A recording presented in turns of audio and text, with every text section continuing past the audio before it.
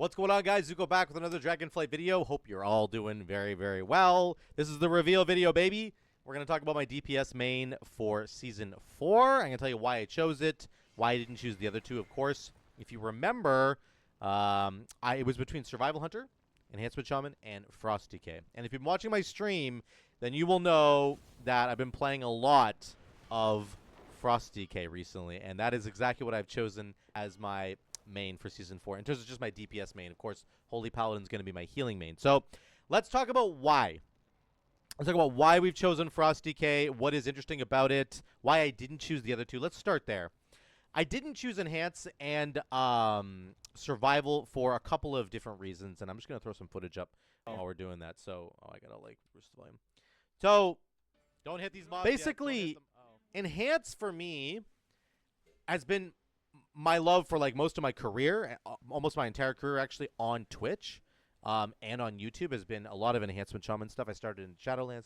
There's a lot of nostalgia there, but I've played a lot of it. So the biggest reason I chose Frost DK for this season actually is because I wanted a big new challenge. I wanted something to try that was not something that was in my wheelhouse before, something I've never really done before. Certainly nothing that I have pushed to the nth degree, as hard as I can possibly push it. And so I wanted to choose Frost DK for that reason. And that's the biggest reason I'm not choosing Enhancement Shaman. It's because I've already pushed Enhancement Shaman a lot. I played the Elementalist build. I've tried all the different builds. I've done the Storm build. You know, I've had fun with it. I've enjoyed it. It's not like I'm never going to play it again. But just for this season, I wanted a new challenge, something fun to try and sink my teeth into. I also, if I was to play Enhancement Shaman, I would have wanted to play the Storm build because I love the Storm build. But the reality is that it just doesn't work that well with the Primordial Wave tier set bonus, which is what's coming back for Enhancement Shaman. And again, it's just the exact same tier set bonus we have right now. So that's kind of boring. My second biggest reason for choosing a class or a spec really going into another season is the tier set bonus exciting? Is it fun? Is it new? Is it interesting? All that kind of stuff. Have I played it for the last 6 months? So, you know, Enhancement Shaman has had the same Primordial Wave tier set for the last 5 months, and now we're moving into a new season. I don't want to play that again. So that's another huge reason why I'm not doing that. In terms of Survival Hunter, I really do enjoy Survival Hunter, but it has some similar problems to Enhancement Shaman. One of the biggest ones that Enhance and Survival both share is that they both have bad survivability, and we're going to talk about that when in relation to Frost DK in a second. Also, the tier set bonus, not the exact same as Enhance. It's actually getting one of its old... Survival's getting one of its old tier set bonuses, but it's boring. It's really boring. It's like Mongoose Bite and Butchery have a chance to make your next Mongoose Bite and Butchery cost less and do more damage. And I'm like, okay, well, that's super boring, super uninteresting. I don't want to try that. Yes, it's going to improve Survival Hunter's single target damage. I understand that. The other thing is that the utility for Survival and Enhance are both actually quite good. They're interesting, but they're not the same as Frost DK. Again, that new experience is kind of what I'm craving with Frost DK, and a lot of the utility, which we'll talk about in a second, on Frost DK does not exist on those other two specs. So it's a lot of new. It's a new challenge. It's a new spec that I want to try. That's the biggest reason. And then the other two specs, Survival and Enhance, they just kind of got the boring end of the stick on the new season in terms of their tier set bonuses, and I've played them a lot. So those are my biggest reasons for not choosing Enhance and Survival. Again, it's not about performance. You're going to hear me talk a lot about utility and the feeling of the spec and all that in this video. It's not about It's not about the damage. It's about all those other things that make up the whole experience of playing a spec. It really has very little to do with the damage because I've tested all 3 of these specs on the PTR, okay? I tested all 3 of them with 511 equipped gear and the best trinkets you can have for each spec, and the damage was all good. They all did solid damage. I'm happy with all of it. So it's not about that at all. It's really just more about what does Frost bring that I haven't really experienced before, and we're going to dive into that right now. So again, Frost is a new challenge. I really want to try and push it as hard as I can. I'm loving the idea of it in Mythic Plus for a lot of different reasons. First and foremost, the damage profile is really fun, actually. So you have this sort of cleaving obliterate build. I'm going to try and skip ahead to that, actually. Let's skip. I'll come back to this footage in a second. In the last piece of footage of this right here, so you can see there's situations like this where you get 3-target cleave, and we're going to be doing an obliterate build, very, very likely. I'm not really a fan of the breath build, so we're going to be doing the oblit build. When you get 3-target cleave like this, it's outrageous the amount of damage you deal. You put down your D&D, and then you're just smashing 123, 103, 106k. Like, you're just smashing 3-target cleave, and I love that. I love that that has sort of like there's a bit of a niche there for Frosty K in terms of the damage profile, and I think like that's going to be really exciting to play.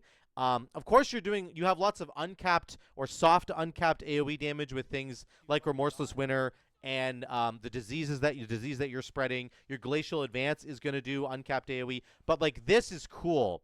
To have moments in a dungeon where you have uncapped AoE damage like this is so fun, and I think that's awesome. The next best part of it, we'll get back to the footage in a second. The next best part of it is that the tier set bonus that's coming back is, of course, the Frostworm's Fury tier set bonus, and I love this tier set bonus. It's going to be really good. Howling Blast damage up by 20%. Consuming Rime increases the damage of your next Frostworm's Fury, stacking up to 10 times, so that's 50% more damage on Frostworm's Fury. And then Pillar of Frost calls a Frostworm's Fury.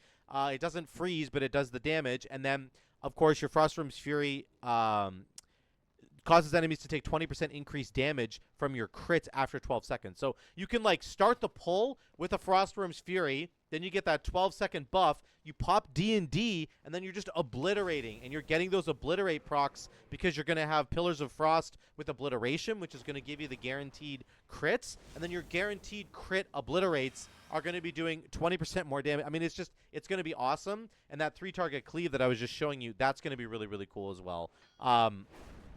So that's one of the biggest things. Again, the tier set that's coming back is an exciting tier set bonus, as opposed to the other two specs, which I think are kind of boring. This is an exciting tier set bonus. It's coming back. It's going to be fun. I love Frostworm's Fury. It gives you a little bit of extra CC because you're going to be freezing enemies, which is super cool as well. And then there's a lot of other really good reasons why I want to take Frosty K over the other two specs. Some of them are on the utility side, and some of them are on the defensive side. So again, the damage profile I think is fine. It's perfect. It's going to do more than enough damage to get us through the content. Let's talk about the other things. Defense-wise, it's so insane how strong Frosty K is compared to Shaman, compared to Hunter. I mean, those two, especially Shaman, actually. Hunter even has a few more tools above Shaman, but they're both just way worse than DK. Look at the do I flip? Look at my AMS here. So we're gonna get a bunch of bursting stacks, right? These guys are gonna die bursting, and I can just pop my AMS and it just stops the bursting from even stacking up. These guys have 5 stacks. I'm down to 0 because AMS blocked the damage and then prevented any more stacks from being applied. This cooldown is the craziest cooldown in the whole game defensive-wise. Like, excuse me, sorry. I use AMS all the time, not just for bursting, but for all kinds of mechanics, but it works for bursting, and it just prevents you from taking any damage. These guys are all about to burst right here. Watch the health bars on the right side of your screen here. They're going to start stacking up. I pop my AMS, and then boom, I have 7 stacks, but my AMS is going to absorb all the damage from the 7 stacks and prevent any further stacks from accumulating, which is really crazy. So by the end, I have 0, and they were all ticking at 9. 9, 10, they extended. So these guys have extended stacks now, and I'm down to 2. So AMS being the first biggest cooldown that I can think of that is so incredibly strong in multiple different situations. I cannot stress how awesome that cooldown is defensively. I use it all the time.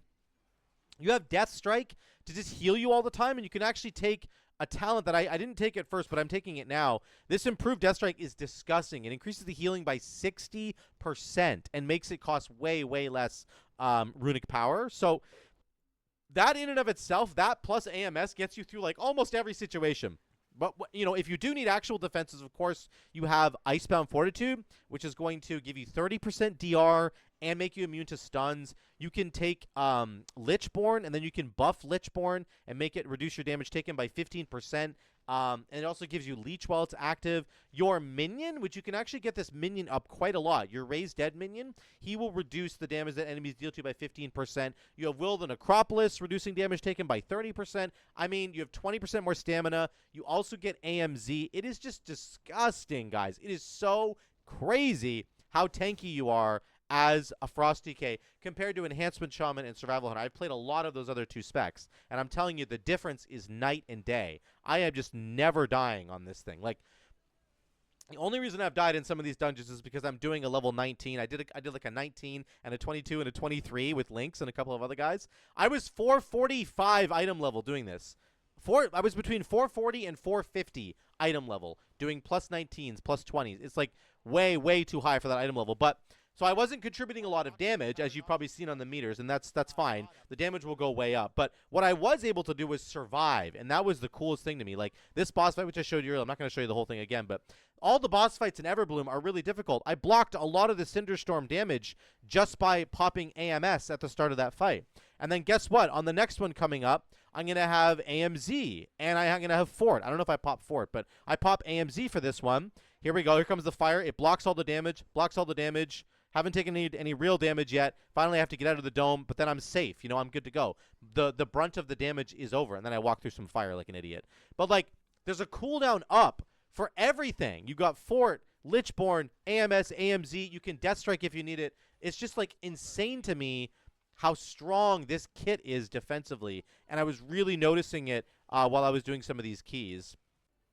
Go to the next boss fight here. This is Yalnu, of course. Here you go. It's, again, lots of damage coming out. We can block a lot of magic damage being dealt to us as well. We're blocking it right now with AMS. I could put AMZ down. I think I forgot to do that, but look at my health. Is like, I'm healthier than all these other guys, and I'm 35 item levels below them. Like, it's crazy. I'm not necessarily healthier, I guess, because my entire health total is a little bit lower. But you see what I'm saying? It's just defensive-wise, I think Frosty K is amazing. And I'm really going to appreciate being able to run through all the dungeons and not worry that I'm going to get absolutely clapped and destroyed because I only have one defensive button, like an Enhancement Shaman. I either can summon my Earth Elemental to give me health, or I can use Astral Shift for 40% DR. I mean, that's so stupid. There's nothing there. It's so nice on Frosty K to have that defensive layer. So, really looking forward to that as well. Let me skip to the Atal Dazar. I want to show you a couple of really cool clips here. Let's talk about utility, and then I'll finish off here. This is another huge reason why I really want to go with Frost Death Knight. Obviously, Enhancement Shaman has tons of utility, and even Survival has tons of utility. I'm not really talking about, I'm not comparing it one-to-one. I'm just excited about the new utility that I get to use as a Frost Death Knight. So, in this pack, there's the guys that do the Merciless Assault, and you can see they just jumped there. You can actually prevent them from jumping if you CC them right as they're channeling the ability. So you can see this guy's channeling right now. I literally just Death Grip him to stop him, and then I click to the other guy, and I Death Grip him, and they don't get either of their Merciless Assaults off. So this is like, I am so excited to use A-Bomb Limb and Death Grip to CC mobs and really just absolutely control the battlefield. Between Lynx on his Vengeance DH and me on my DK, we were just like pulling mobs left, right, and center, stopping everybody from casting every spell. He had his sigil silencing them. He had his chain sigils, and then I was like pulling stray mobs in, and then I would pop my bomb limb to like and back up a couple yards, and then I would just pull enemies in trying to kill us. Like, it was really cool, the control we had. I really love that part of utility.